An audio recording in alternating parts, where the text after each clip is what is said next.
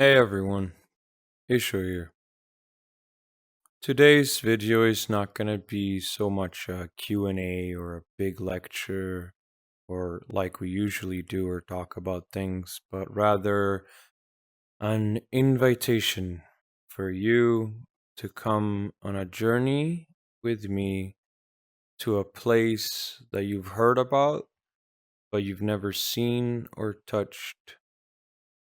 And I would like to take you there because I want you to understand what it is. I want you to understand that it is where you're from. It is where you have fallen from. Not because you did anything bad or because you were banished, but rather a place that you came from and a place that you will go to later. When I was very young, I saw this place with my own eyes. I was not supposed to go there, but I managed to visit and I managed to come back. And because of that, you could say I have a open door policy and I can also teach people how to get there.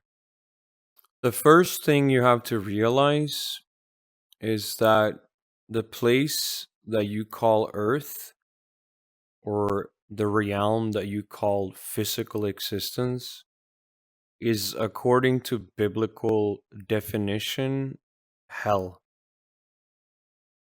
So there's a difference between the transmigration of a soul and the afterlife and here. A lot of people will think that Earth is somehow not hell or whatever this is, it's just where we are.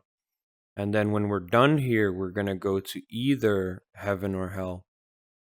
But when you realize that this is hell, then the only place you can really go after you're done being here is the opposite of this place. But I want to give you a taste of it.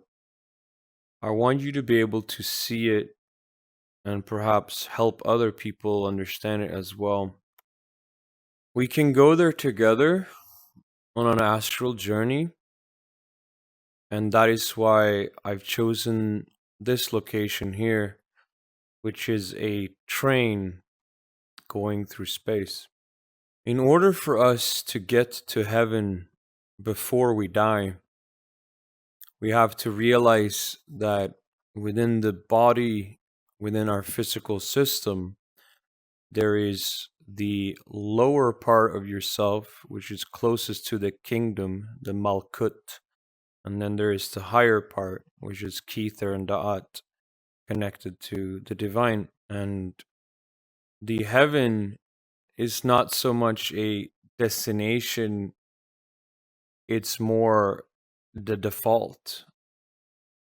So, sad to say, both good and bad people will go there because that's where we're from. And that's the default living space, that's the default area in between physical existence. And so, when we're done living here, obviously, we're going to have to first go through the personal judgment and the tribulation and the limbo, the purgatory. And then when we're done there, then we go to heaven. And a lot of people don't even know what these things are, but it doesn't really matter because in the end, everything that comes from heaven will go back to heaven. So I would like you to imagine that you're on earth right now in your mind and that you essentially travel outside of your body for a moment. Now, you don't have to leave your body like consciously and astral project and do all the whole lucid dream and wild technique, but you just have to kind of imagine it in your brain for a moment in your mind's eye. And I would like you to travel to a point right above Earth.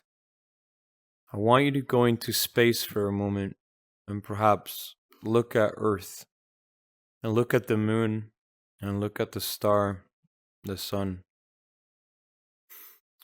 And from here, I would like you to travel to a point where you can see the Milky Way galaxy. You can see it spinning with the spirally shape. And that means you're kind of zoomed out from the solar system. You're zoomed out from the Milky Way because you're looking at it from the side, like the famous pictures and whatnot. And then from here, I would like you to turn around 180 degrees so that you're facing nothingness. You're just facing empty black space with stars. And then just travel through that. Just keep going forward, away from the Milky Way, away from the galaxy, until you reach a point where there are no more stars, where you could say the universe ends. There is no more stars, no more galaxies. It's just empty void, complete emptiness. When you reach this point, what you have in front of you is what you could call the veil or the boundary, the end of the universe, the edge of the universe. And from here, I will teach you how to get to the other side. Are you with me so far? Have you been able to travel to this point? If you can't get here, that's fine. You can practice this on your own at your own time. You have to really learn how to meditate and kind of remote view to get there, but at least I tried to give you the instructions on how to get here. But if you're with me so far, then we can perhaps continue. So we've reached the edge, which is just black nothingness and emptiness and void. But what you're looking at is actually the edge of the observable universe, or you could say the edge of the expansion of the universe, the explosion expanding into infinity. And when you reach this point, what you're actually looking at is not so much void, but rather something that is not lightened up. It is something that is missing light. So, using a little bit of imagination, you can imagine a Gandalf staff with a light on it, and you go like a match, and then shine this light into the void in front of you, into the darkness. And when you do so, you might notice that what used to be dark is actually a fractal pattern of an ocean that looks something like hands. And these hands are recursive and fractal so that they're like on top of each other. They're kind of spawning out of each other. From fingers comes more hands, and from those fingers comes more hands, like tree branches. And it's just oceans flowing left and right, up and down, all around. And you can see it because you're illuminating it with your torch, with your staff. And then what you want to do is essentially you want to open up a pathway through these hands. And that pathway is going to be a little bit uncomfortable because you're thinking in human terms. You're thinking in the way that things look and are shaped. So you would not want to walk through this field or this ocean because it's uncomfortable.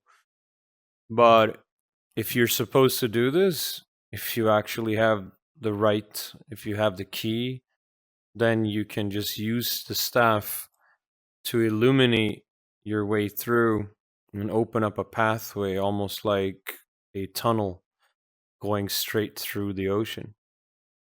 And when you do open up this tunnel, you will see at the end of it will be a light. And that light comes through that other place. And that is what we call heaven. And you can travel into this tunnel and you can arrive into this realm. And when you get there, you might have some loved ones, some people that you know, waiting for you. But you're not dead. So now you get to experience it as if you were dead, but while you're still alive. There is a movie with Robbie Williams, which is about him having an accident and going into heaven. And then his wife is still alive in the world, but she falls to despair. And then he has to voyage to go get her because she ends up in limbo, purgatory.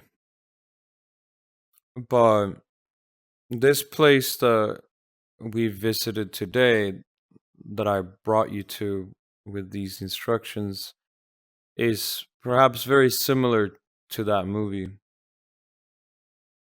And so in this realm, you will find a lot of structures and buildings that are very reminiscent from Earth history and things like that.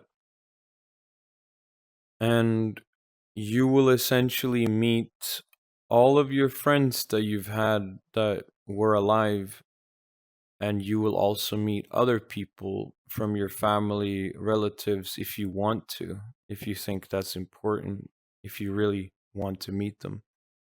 But more importantly, you can perhaps realize that the kingdom of heaven is within you. And from this moment, you can perhaps also look for the real thing that you should be looking for, which is God or the divine element. And when you're in heaven and when you speak to the divine, it should answer back to you. But if it's hard for you to hear, then you have to remove some earwax spiritually and pull that out. You also have to learn to control and meditate so that your ego don't interfere as well. But then you can essentially be in this moment, in this presence, in heaven while you are alive. And then you can find answers. You can ask questions. You can find things out, and you can go on journeys if you want to. So, a lot of people who are alive right now, they've never experienced heaven. And some people have had near death experiences, and they actually did experience it. And so, I hope that you enjoyed this experience. I hope that you learned something from it. If you were not able to follow the instructions, then I would kind of recommend that you learn some astral voyages. Perhaps you want to ask God to help you remember how to do these things, because your soul and spirit can naturally do these things when you're dreaming at night. So if you want to learn how to do it while you're awake, you just have to learn some astral projection and remote viewing, and then you too can do so. It is very, very simple, but the brain will sometimes overcomplicate things. So I hope you figure it out for yourself. I hope that the instructions that I gave you is enough for you to figure it out. But it's a very newly profound experience for you to be able to find this. And perhaps it's a gift from God to all of you, because God wants you to be able to understand that you are from this place and you will go back to that place. And this physical world It's just an illusion. It's just division, just separation from that place. But you will eventually go back to it. You will eventually reunite with the thing that you're looking for. So perhaps it's not so far fetched. The heaven, the realm, the source, the in between. The fact that our brain is always connected to that place and we can't seem to be able to access it is kind of fascinating. Yet, if you have the key to your own mind, you can see it as broad as daylight. And so, you don't need a religion to see it. You don't need it to get there because it's already the default. Sure, bad people will have to go to purgatory first before they go there because they have to be kind of cleansed before they can enter back into it. But make no mistake, we will see each other up there again, and we will fall from there back here again. That's the cycle, that's the incarnations. So, if you feel that this was interesting, leave a comment in the section below. If you have any questions, you can ask it there as well. But for now, I hope you enjoyed it. God bless you, and I'll see you again soon.